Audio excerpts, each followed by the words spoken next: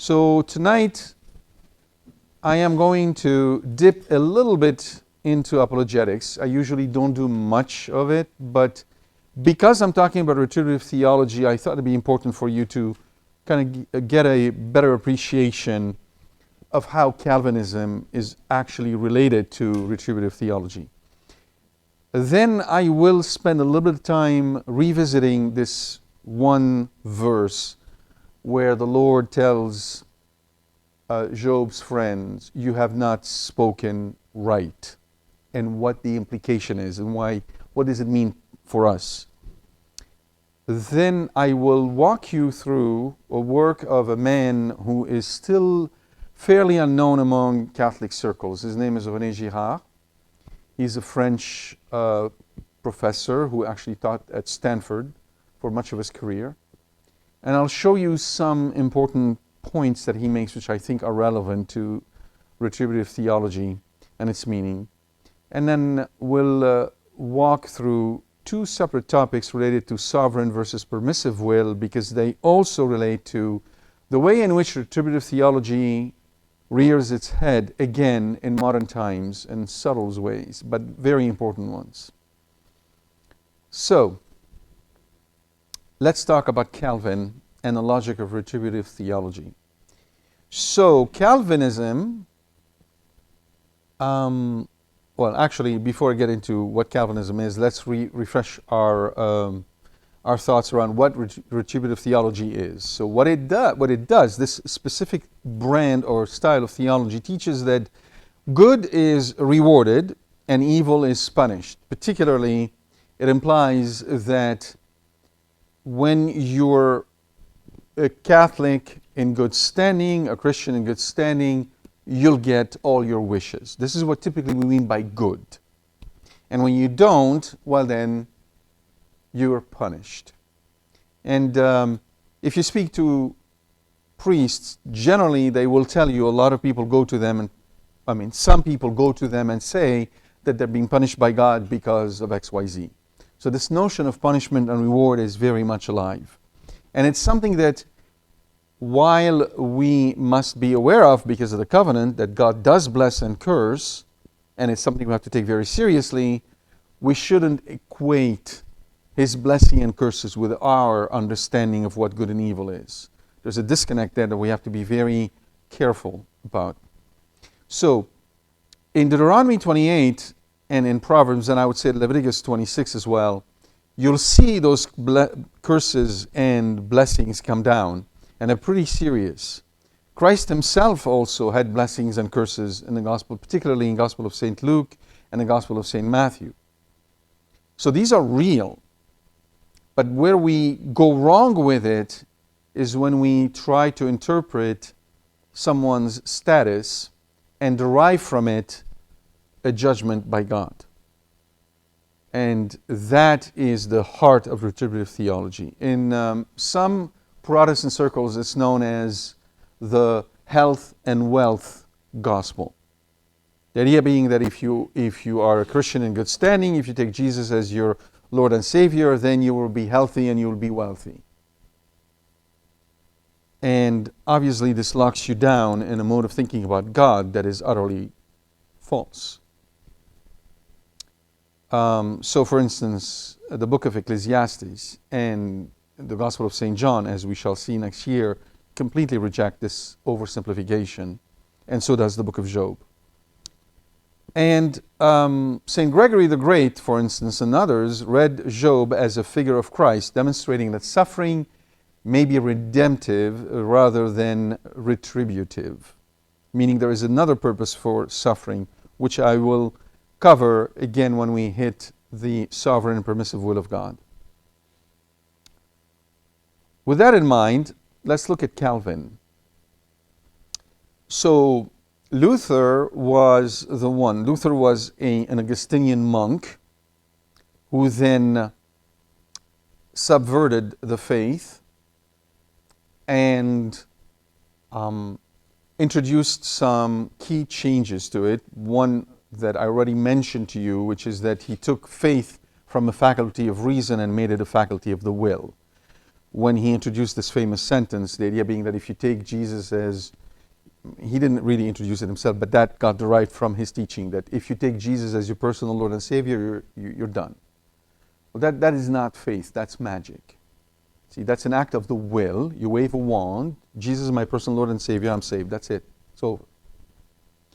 It has nothing to do with what faith is. Faith is the illumination of your reason, so that moved by your will, you do what is right. Calvin took Luther to his logical conclusion. And here's a summary.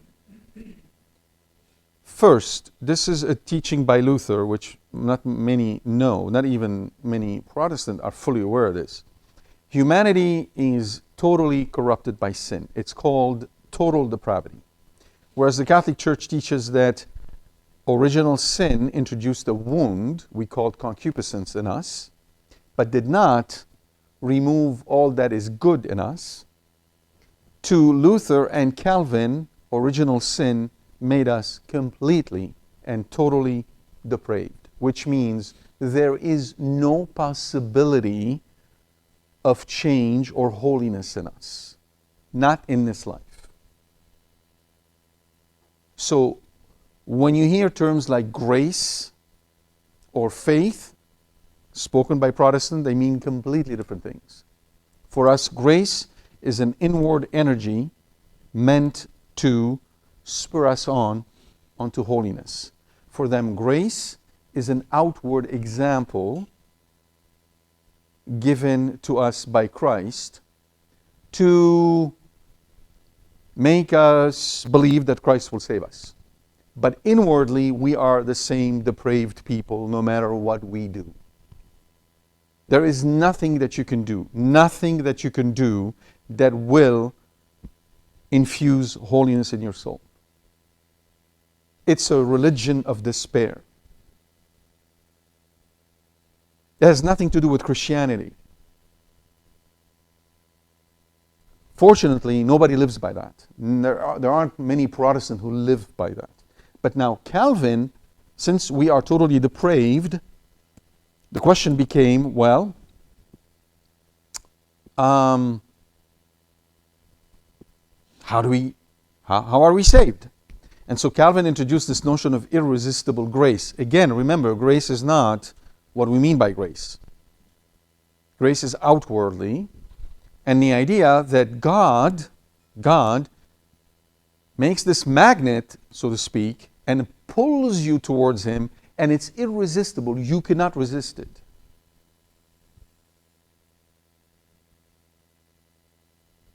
So effectively, Calvin denies human freedom. God, and then he therefore, he took it to the final conclusion that when God creates a human being, at the moment of that creation, God predestines some to heaven and some to hell. And there is nothing you can do about it. It's stamped on your soul the moment of your creation. And this is called double predestination, contrary to the Catholic predestination, which says that God predestines all to heaven, yet at the same time He respects human freedom. Now, how that works is a whole different story, but that is the Catholic outlook on predestination. The Calvinist outlook is this double predestination, where from the very beginning you're either predestined to hell or you're either predestined to heaven. Those truly saved will persevere in faith until the end. Perseverance of the saints. Persevere in faith, again, means only one thing, that you take Jesus as your Savior. It doesn't mean you're growing in virtues. It doesn't mean you have a life of prayer. It doesn't mean you're doing anything interiorly to transform you. There's none of that. It's all outwardly. Because only Christ at the end will save you. And again, it's magic. In short, salvation depends entirely on God's sovereign choice, not on human freedom or merit. And so that is actually similar. It is similar to this retributive theology because it establishes a pretty simple and straightforward rule that determines who will be saved and who will be damned. And it emphasizes the sovereignty and inscrutability of divine will, which is good, but it has the same kind of consequences as retributive theology, right? It's not merit-based. You see, it's funny, in a sense, it's almost the opposite of merit-based theology, which is what retributive theology is all about. Based on your merit, you're either blessed, or based on your demerit, you're essentially punished. That's what retributive theology says. Calvinism says, no, doesn't matter. There is no merit. There is nothing you can do. It's all decided, but the consequences are the same. So the reason I'm bringing this up is to make you, to help you understand that this retributive theology we saw in the book of Job isn't something that is dead, that happened back then, and when Christ came, it went away. It's very much alive. This is one example of it. So, in Calvinism, suffering or loss is easily interpreted as evidence of divine rejection, which is what retributive theology does. It also leads to spiritual anxiety and fatalism.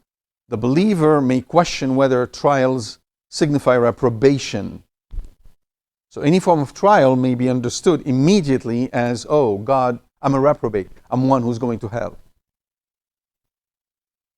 So if you know people who are Calvinist, I'm hoping that by now this word isn't just resonating as some sort of, this brand of Protestantism, but it's something to really take seriously and pray for them, because it is very harsh.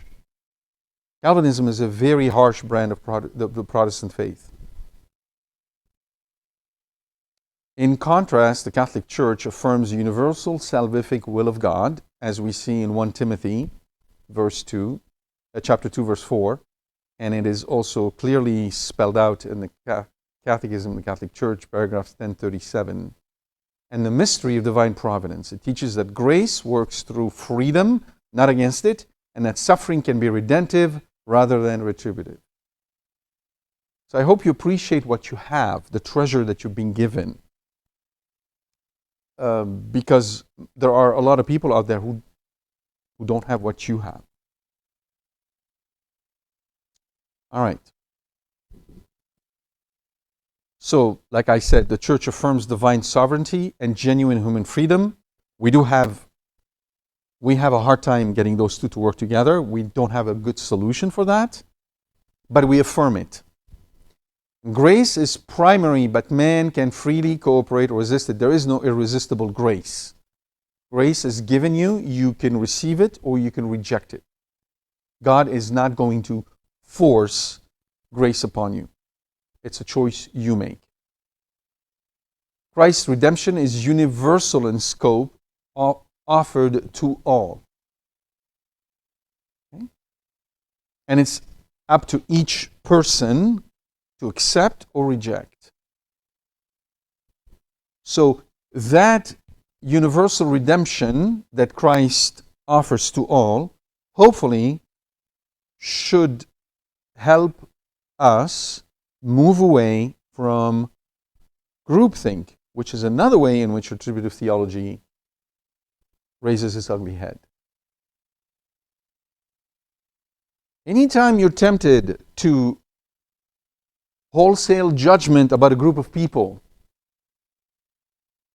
whether they're X, Y, or Z, understand you're falling into retributive theology. Now, group thinking is important. You have to use it because otherwise you can't function. And I get that.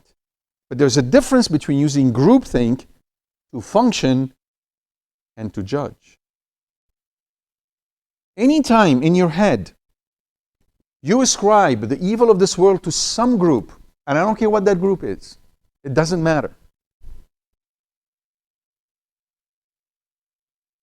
Anytime in your head you are tempted to accuse a group by which you anonymize everyone in it into a group, you're falling into retributive theology. Christ did not do that.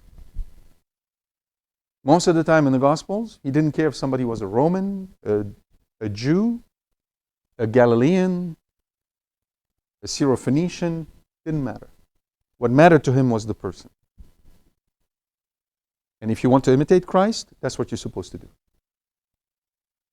So beware of judgment that is driven by groupthink. You're falling into retributive theology, and I'll show you what God has to say about that. It's actually very serious. It's not a light matter. All right. You have not spoken right. In Job 42:7, God rebukes Eliphaz and the two other friends. You have not spoken of me what is right, as my servant Job has. It sounds very mild. You have not spoken of me what is right, as my servant Job has. In contrast, Job, who questioned God openly and emotionally, is vindicated for having spoken rightly. So it's not that God is asking us to shut up, put up, never ask any question, accept everything, and not engage Him. That's not what God wants. That's not what God wants. You can see it in the case of St. Martha and St. Mary. When Lazarus died, they engaged with Him. Lord, if you'd been here, he would not have died. They had no issue engaging with Him with sincerity, with full emotions, with honesty. So if you're suffering, if you're in pain, if something is not making sense, don't go to God with false piety.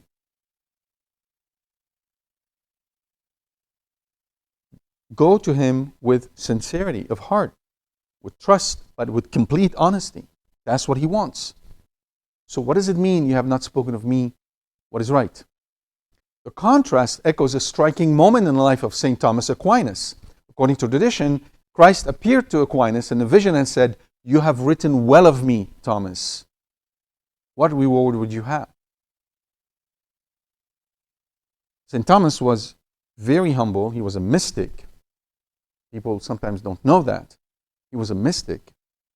And he wrote what he wrote not because he was compelled to show off or demonstrate his knowledge or try to explain things rationally about the Trinity.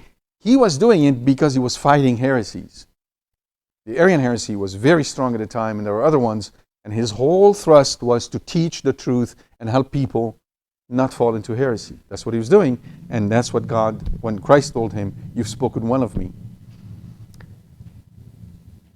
So, you have not spoken of me what is right. The declaration emphasizes the sacred responsibility of speaking truly about God.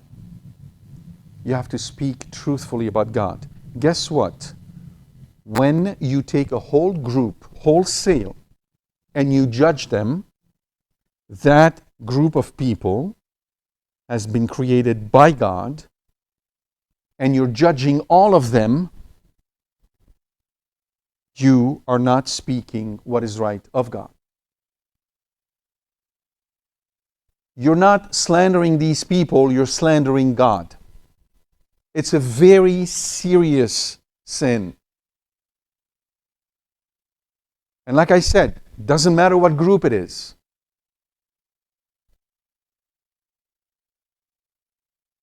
Unless you have hard facts, hard evidence in your hand, data that is unimpeachable, that can be presented in court, be very careful.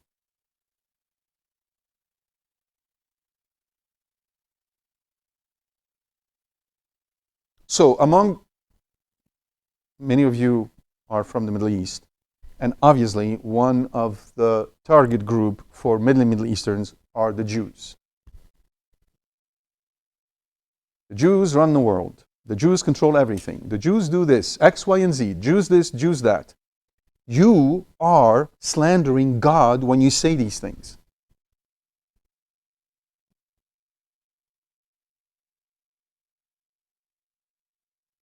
It doesn't mean that you're not allowed to criticize Israel for their policies or their actions. You criticize them as you would any other country. That is normal. But when you say the Jews, you're in a hot seat. I don't want to be in your shoes.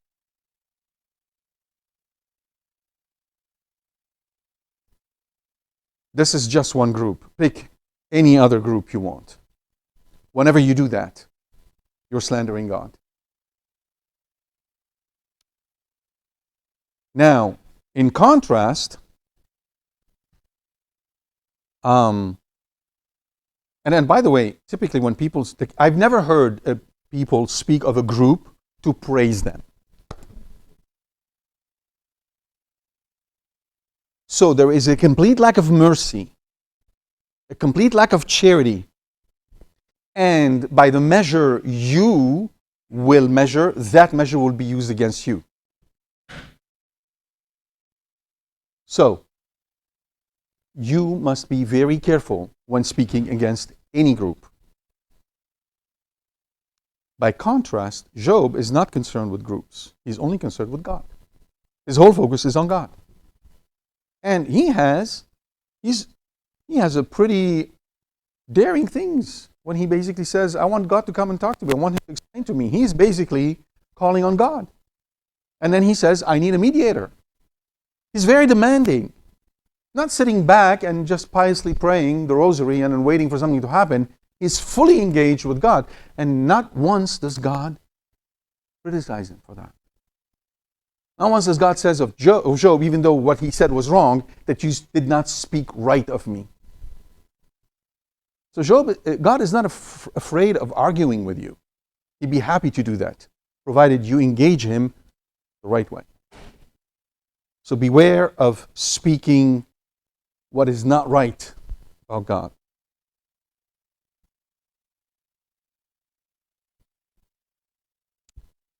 Like Job, St. Thomas Aquinas approached divine mystery with humility and awe, never claiming to possess it, but always seeking to proclaim it truthfully. So here's another example. The church right now issued a directive that the title Mediatrix of All Graces should not be used as such by Catholics about Our Lady. The church spoke. Our job is to understand, internalize, accept, and move on. Not concoct some theory about the Vatican doing this and that and the other. That doesn't matter. The church spoke. We are the children. We accept what the church says. We internalize it. We understand it, and we move on. That's what we do. That's what Job tried to do with his whole piece was, I am suffering. I am not guilty of any sin that would explain my suffering. I need God to tell me what.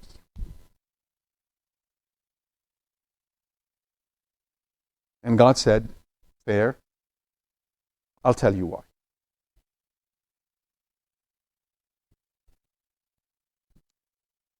In Job 42:7, the Lord condemns the friends not merely for bad reasoning, but for theological malpractice. You see, that is the problem.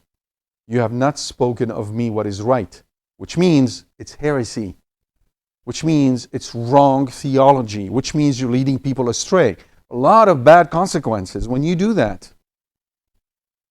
Jesus himself warned, I tell you, on the day of judgment, men will render account for every careless word they utter. Now, there's a difference between careless words I utter about me, or about a rabbit or a cat, and careless words I utter about God, or about people he created.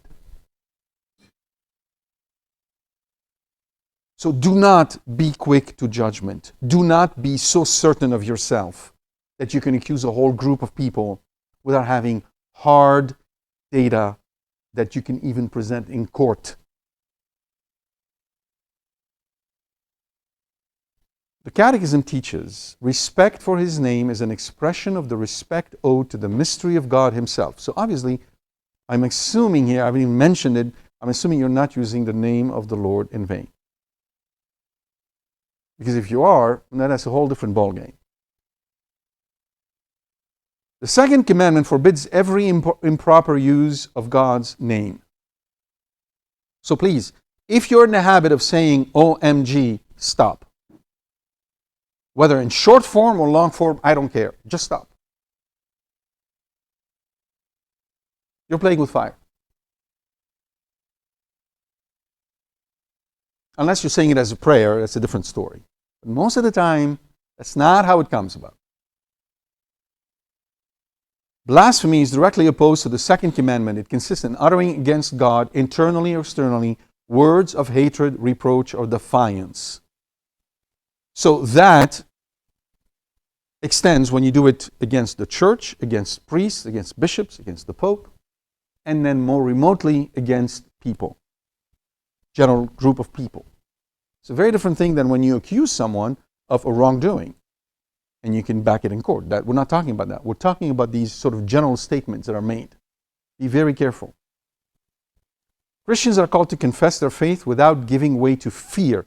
Preaching and catechizing should be permeated by adoration and respect for the name of our Lord Jesus Christ, which means we should always be aware that God is in control and we should listen carefully with humility to what the church teaches. And when we meet people, we should always be cognizant that some of those people are sent actually by God because He wants to meet us through them. So, preserving and protecting the dignity of every human being you meet is a way of preserving and protecting the dignity of the name of God.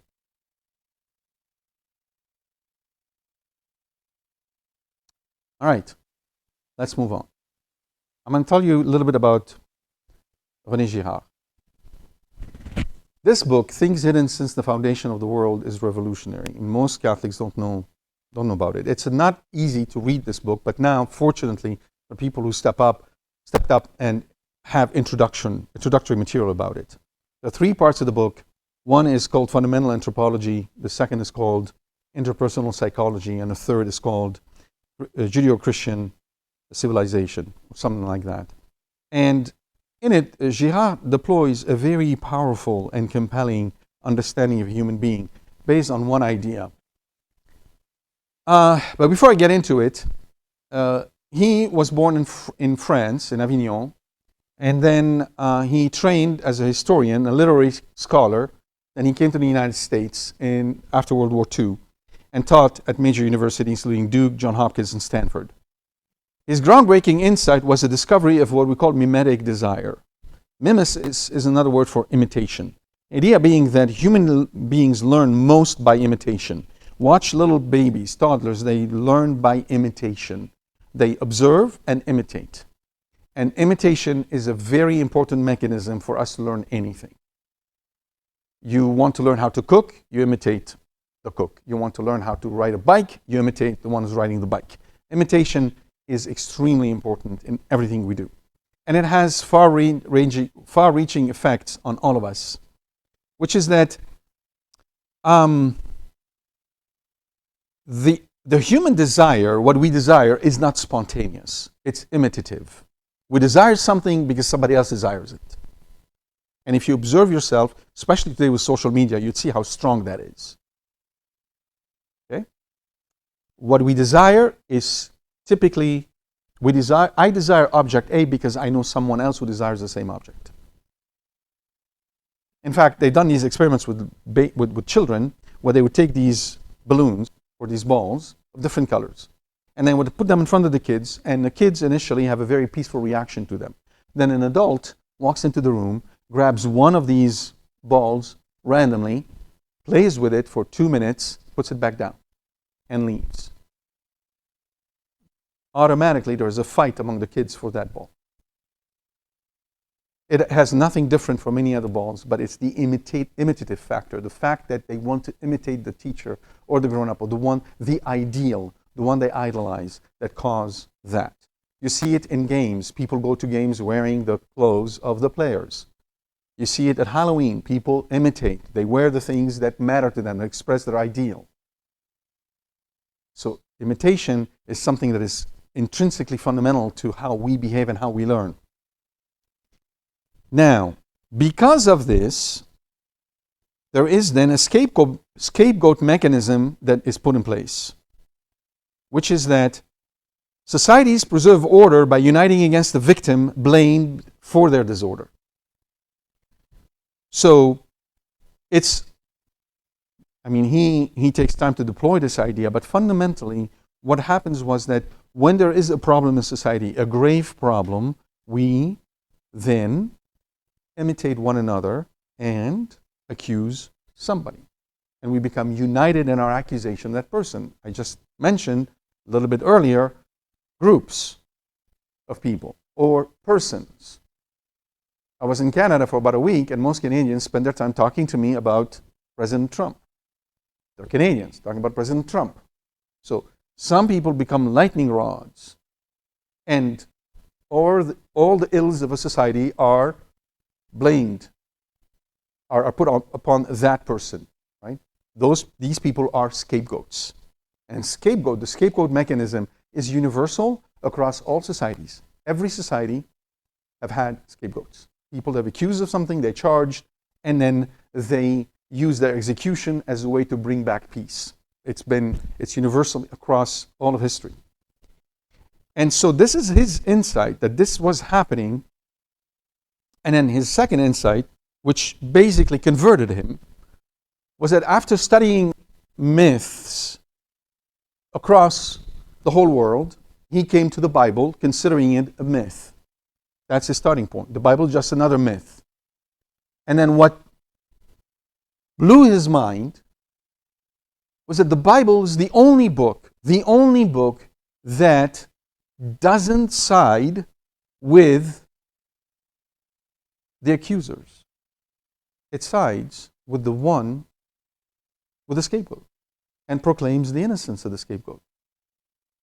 It's present nowhere else in any other writing. Only in the Bible.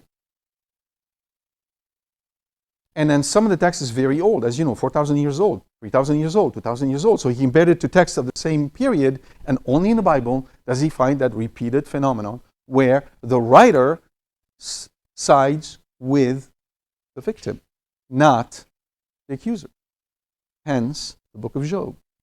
The book of Job is a primary example of this phenomenon, where you have a scapegoat, designated scapegoat. You have the three friends representing the community. In a scapegoating mechanism, we need the scapegoat to declare that they're guilty. They have to declare their guilt.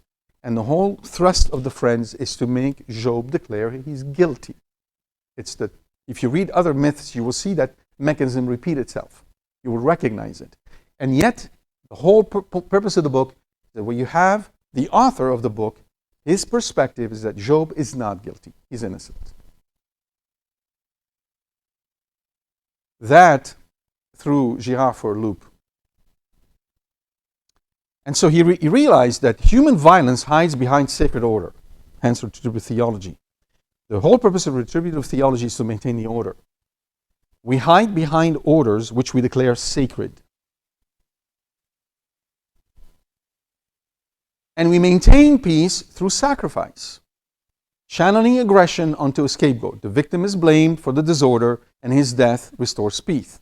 The victim is accused so that the persecutors may believe themselves innocent. You see that in the scriptures. You see that in the gospel very, very clearly. The scapegoating mechanism in the gospel is incredible. You see that consistently. Jesus goes to his own village among his people, and he doesn't perform a miracle, and he really upsets them. What do they decide to do? They take him to the brow of the hill and they want to throw him down, right? But he passed through them. And Girard comments that he's seen the same story told in other cultures, but in the case of other cultures, they would say that when they took that victim to the brow of the hill, the victim flew away. And then by flying away, they brought peace down. In other words, they transformed the murder into a myth. And his point is that behind every myth, there's a murder.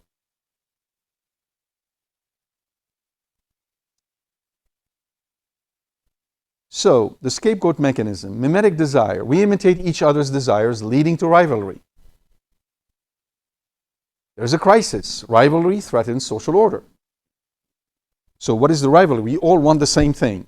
There's not enough of the same, so there is a crisis. It then causes a disorder in society. There is a threat to the social order. So, in order to be able to fix this problem, what do? We look for somebody who's causing all this.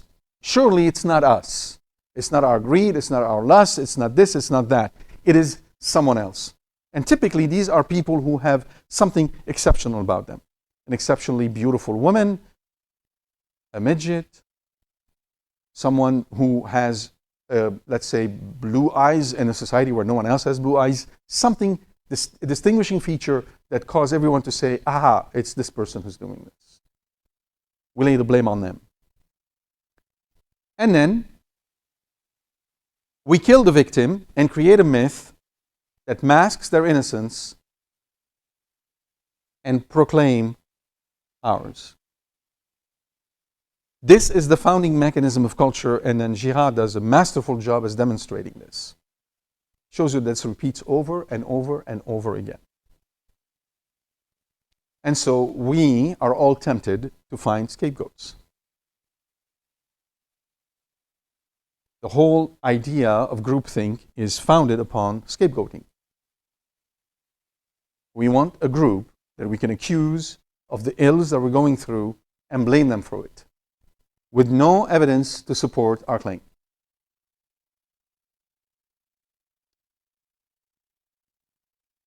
This is the founding mechanism of culture, and this is why Christ says, I have come to reveal things hidden since the foundation of the world, the title of the book taken from the Gospel of St. Matthew. Because like Bishop Sheen says, all civilizations are founded upon tombs except the Catholic Church, which is founded upon an empty tomb. So Bishop Sheen understood that very, very well, even though he didn't have the whole mechanism behind it, but he caught that. Look at Egypt, the pyramids. Everybody celebrates the pyramids. What are they? Tombs. What happened in these tombs? The Pharaoh dies and they bury everybody else. They leave them there to die. And we celebrate that. And we praise the pyramids. They're death machine. They're torture chamber. That's what they are. But we accept them as a sign of glory. Except the empty tomb, the tomb of Christ. So, the Bible reveals the innocence of the victim. In the pagan myths, in all of them, the victim is always guilty. So Romulus and Romulus, the founding of Rome. They are two brothers, they're twins. And they are now tracing the contour of the city. One of them, I don't remember which one, stepped outside that boundary. Because he stepped outside that boundary, he violated some sort of a mysterious rule. His brother killed him and then founded Rome. What is interesting is that the author of this myth sides with the murderer. He's on the murderer's side.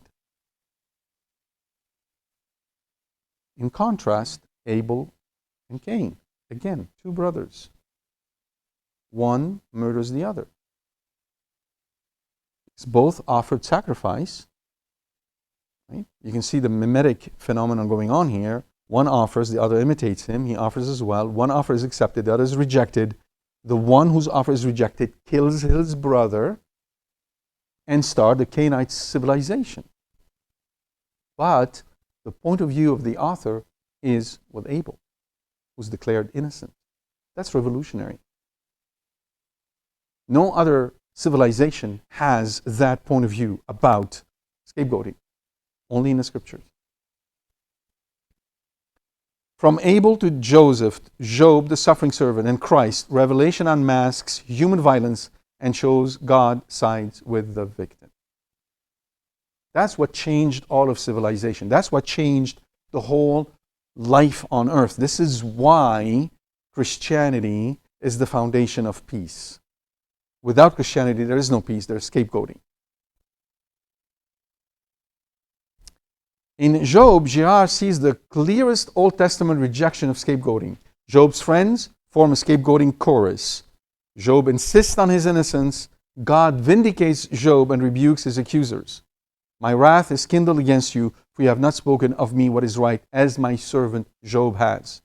Job prefigures Christ, the innocent victim. One masks violence disguised as divine justice. We don't appreciate that because we live it. We don't appreciate the breakup of this whole scapegoating mechanism since Christ came because we live it. Because this notion of victimhood is now very well entrenched. We're almost in the opposite situation where before, no one wanted to be the victim because if they were the victim, they'd be scapegoated. And now we turn it into everybody wants to be the victim. But that shows you the victory of Christianity. Because victims are innocent. That notion that victims are innocent isn't free. It cost Christ his blood on the cross. This is why being a victim is so desirable now. It's effectively a wrong way of imitating Christ. But it is an imitation of Christ. That is not possible. That is impossible without the cross. Look at Muslim societies. Nobody wants to be the victim. They don't play that way. Because their conscience is not imbued or infused with these Christian values. We live in post-Christian societies, but they're still infused with these values, which are very much alive. And in that sense, we should be still hopeful, because that conscience is still Christian. The notion that the victim is innocent.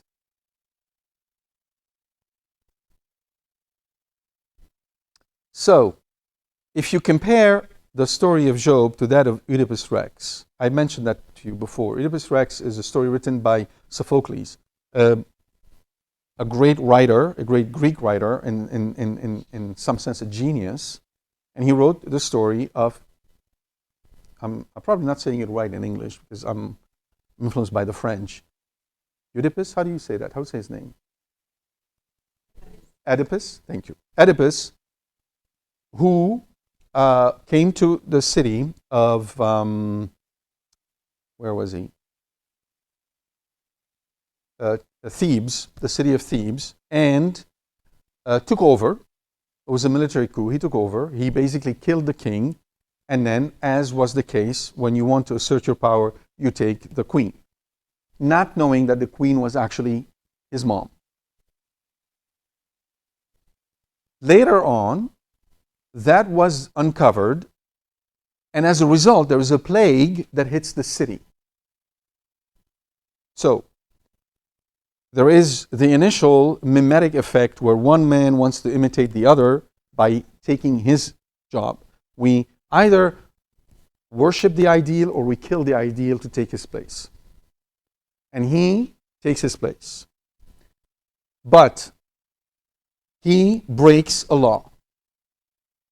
Now, notice now retributive theology come into play. He breaks a law. He didn't know, but it doesn't matter. In retributive theology, it doesn't matter whether you knew or didn't. You broke the law, which is when he took his mom as his wife, and as a result, plague, the consequence, hit the city. All right. So the scapegoat is identified as Oedipus. He is now the scapegoat. Everybody points at him. You did this, and this is what happened. And what does Oedipus do then? He is exiled, and he plucks his eyes out. And once that happens, peace is restored, plague is gone. That is the scapegoating mechanism in full play.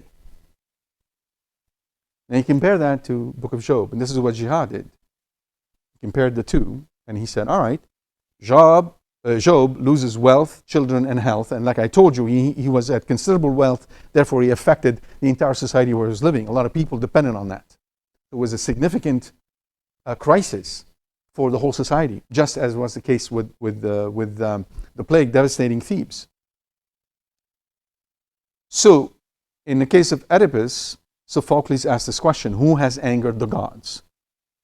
That's what we need to find out, who angered the gods, and we need to pacify the gods by punishing the person who did that. In the case of Job, the question is, why does the righteous suffer? That question, why does the righteous suffer, is unthinkable outside of Christianity and the Judeo-Christian tradition. Unthinkable. This is the gift that Christ gave us. To question why someone suffers. The response. The oracle declares Oedipus guilty. The friends declare Job guilty. You can see the mechanism runs exactly parallel. It's the same mechanism at play. It's the scapegoating mechanism at play. Scapegoat identified Oedipus himself. Job is treated as a scapegoat by the friends. Both of them are identified as scapegoats. And where does it differ? In the end. In one case, Sophocles, who was a really smart guy, yielded to the scapegoating mechanism, agreed with it, and accused Oedipus of causing the plague, thinking that by punishing him and exiling him, everything, peace is restored. He confirmed that scapegoating mechanism. The anonymous author of the book of Job did it. They are written, by the way, these books are contemporary of each other. So how is it that you have somebody as smart as Sophocles in a very cultured environment with a profound philosophical background who completely missed it, and you have someone who, from some unknown Gentile origin, figure it out? That's when Girard went, the Bible is inspired. There is no other explanation. And so God vindicates Job. Peace is restored through what? Not through expulsion, through revelation. Through revelation. Girard's key insight is Oedipus Rex conceals the innocence of the victim. Job reveals the innocence of the victim. And that revelation changed the whole world. It completely rewired our conscience and the way we think about others. It introduced the notion of mercy, compassion, care, and prepared the way for Christ. So you can see how this retributive theology is really dangerous. It pulls you away from the heart of Christ. You have to be very careful with it. So, Christ, the final revelation, and the passion, the scapegoat mechanism is fully exposed. The crowd unites in violence. Crucify him, crucify him. Right? The victim is innocent. Who declares this? The centurion, the Roman centurion, declares the innocence of Christ. God vindicates him through resurrection. The lamb slain from the foundation of the world, Revelation 13:8, abolishes sacrificial violence. It no longer works after Christ. And then Girard explains, then in order to compensate for that, we started having these persecution, where we went from a single scapegoat to whole-scale scapegoating, trying to make it work again. Never did. There were no persecution before Christ. There were conquering, there were punishment in case a city, let's say, violated the laws of the king, but there were no persecution the way we've seen after. Because it's wholesale scapegoating. We wanted that mechanism to work again. It couldn't work with one individual. We made a whole people, a whole group. We accuse a whole group and we go after them. And it still doesn't work. Because the innocence of Christ cannot be taken away. Okay. Sinners were the authors and ministers of all the sufferings that the divine Redeemer endured. Girard's theory has uncovered the permanent structures of human sin, the scapegoat mechanism broken open by the cross. And in Gaudium et Spes, the mystery of man is made clear only in the mystery of the Word made flesh. It's only Christ on the cross that illuminates the mystery of man. And only Christ on the cross frees us from this need to accuse someone else for our own ills. Girard helps us see that Job is not about explaining suffering, but revealing God's innocence and humanity's violence. Job prefigures the cross where human accusation ends and divine revelation begins. Suffering that is undeserved, endured in faith, becomes participation in the truth of God's love. And it's a hard lesson for all of us to accept. Because who wants suffering? We want to run away from it. All right, let's now, I have only a few minutes, but I'll try to cover as much as I can, because everything leads to this notion of God's sovereign will and permissive will. I've touched upon that a number of times, but I'm going to try to cover it a little bit more attention. So, sovereign versus permissive will. Sovereign will, what God directly intends and brings about for His glory and our salvation. Permissive, what God allows to happen, though He does not directly will it. Key insight. God permits suffering not as evil, but as a path to deeper love and understanding. So that's what you need to shift away from. When you see the world seemingly going haywire, when you see all this insanity around you, you need to shift away and understand that God permits it so that truth may be revealed. When you start to do that, when you shift away from looking at the world around you and becoming anxious, which is what the devil wants, to looking at the world around you and then stepping back in awe, thinking, what is God doing? What marvel is He about to bring? Your entire inner disposition changes because you understand suffering differently, the way you're supposed to understand it. Nothing happens unless the Almighty wills it, either by permitting or causing it. Nothing happens. Nothing happens unless the Almighty wills it, either by permitting it or causing it. And in both cases, it is to bring about the greater good. If you start to think this way, if you could align yourself with this thought, which is not easy to do, which is hard, but that is all the work of your virtues. When you work on your virtues of what you're doing, then and only then you're starting to live the Christian life. Everything else is preparation. So do not confuse piety with holiness. Piety is when you say your rosary, when you go to Mass. You can go to Mass every day, you can say the rosary every day, you can go to confession once a week, you can do all these things. All you're doing is filling your tank. You're just filling the tank. You haven't gone anywhere. So you fill the tank, you sit in the car, you go nowhere. It's all wasted. You have to go somewhere. What is going somewhere? You got to do something with all this energy. Grow in virtue. That's what you're supposed to do. Grow in virtue.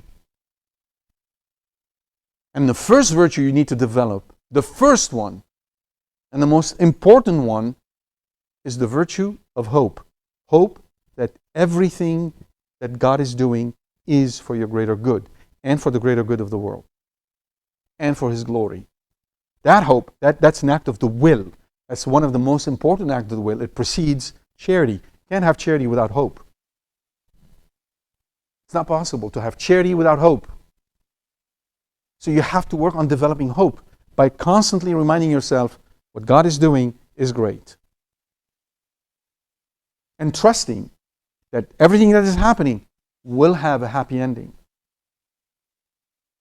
It takes a lot of work to do that. Because of concupiscence. Understand this, not because of you personally, but because of concupiscence. Your concupiscence drags you down. The wound drags you down. Original sin drags us down. It's built in us. So it's hard. We may not succeed, but we should always try. In Catholic theology, God's sovereign will is one and simple. It is not divided into parts or compartments. There is no, here's the sovereign will of God, and here's the permissive will of God, and these are two separate things. There is no such thing. God is simple. We use these concepts to help us better understand in human terms what God's doing. When we speak of permissive will, we're not referring to a separate willing God, but rather to a mode of his willing. A way that his eternal decree interacts with created freedom and secondary causes. It's the same will, one will, there isn't two, there's only one, but a different way in which this will interact with us.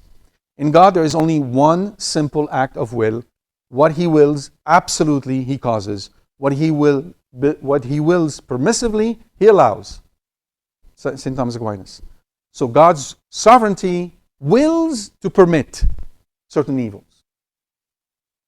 It's not like God's sovereign will is here and God's permissive will is here and then two don't. No. God's sovereign will wills his permissive will. They're completely connected. They serve different purposes, but it's for the greater good.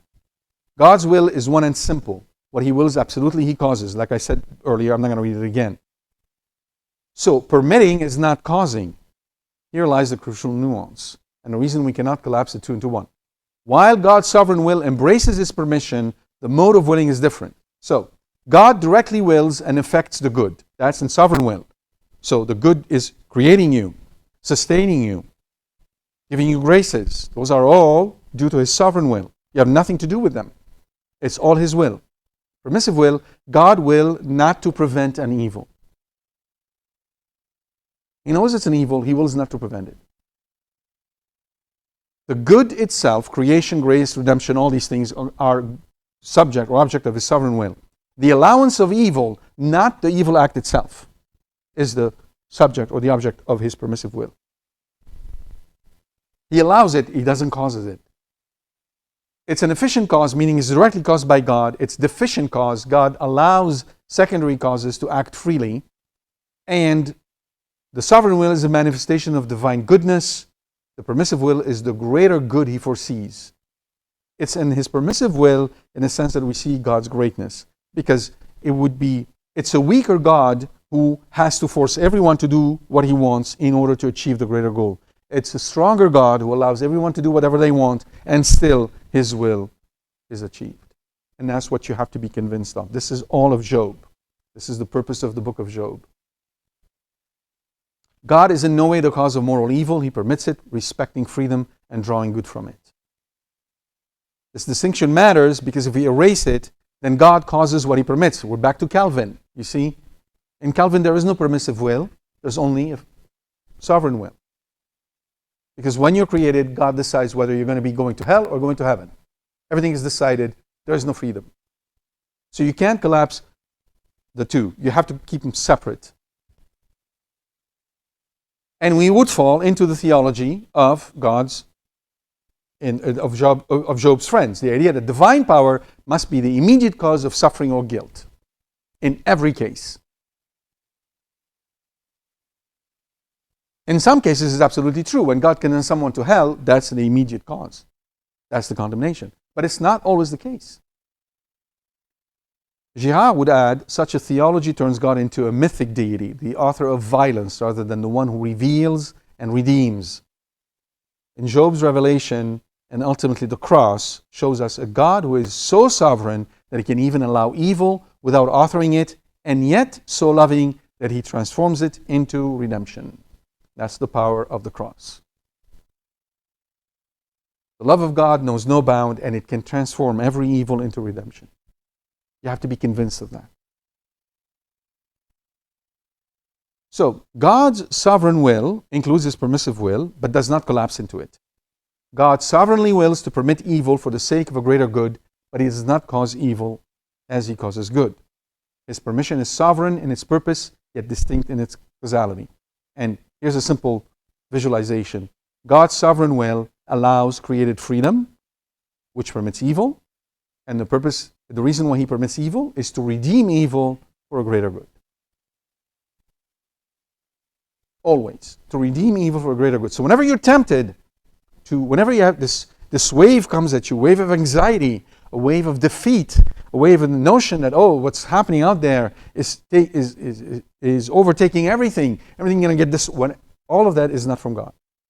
All that disquietude, all this anxiety is not from God. then you have to develop the fortitude and the hope to reject all that. Wholesale, not entertain it, and refocus on the cross and the power of Christ. O felix culpa, O happy fault that earned for us so great a Redeemer. What is the happy fault? Adam and Eve's fault. It's called the happy fault. Because without Adam and Eve committing original sin, Christ would not have come to redeem us. So this is exhibit A of how God permitted an evil from which he derived a much greater good. Without that evil, our destiny would be to live happy here on earth. We would have lived in a state of natural beatitude. We would never have seen the beatific vision. We would never be in God's presence. You understand that? We would have had the initial goal, the initial plan, which is living on earth. Happy. But because of that fault, we're now capable of becoming true sons of God. Here's the pattern. This is what God does all the time. Big things, small things, doesn't matter. All the time. Okay. Wait a minute. I skipped the whole section, which was important. So I'm going to summarize it for you before I get into it. The reason I've told you all of this is because there is a really important aspect to the pastoral side of this sovereign will versus permissive will. Here's what people do, typically. They ascribe what is good to God's sovereign will, and they ascribe what is bad to God's permissive will. And each one of us define good and bad according to our own thoughts. When we do that, when we determine that God's sovereign will is only about good things and God's permissive will is only about bad things, we fall into a trap. The trap is that we, number one, weaken God, because there's nothing he can do about bad things. He just allows them, and they happen, and that's how it is. Two, we weaken the fear that we have to have of the Lord, which is the healthy fear that is the foundation of wisdom, right? The fear of the Lord is the beginning of wisdom. You're not going to fear somebody who basically only acts like Santa and gives you good things. You're going to fear whatever is causing you the bad things, which is not God. Guess what you did? You're back into retributive theology. You're back into that exact same trap. If it's good, it's from God. If it's not good, it's not from God.